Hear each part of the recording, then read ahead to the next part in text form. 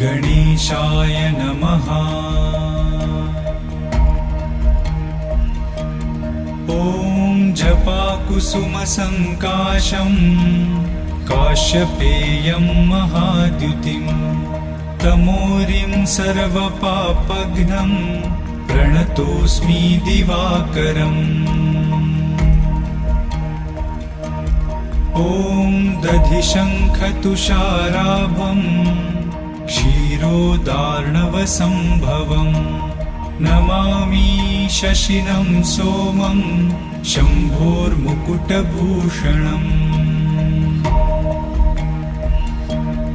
ॐ धरणीगर्भसम्भूतं विद्युत्कान्तिसमप्रभम्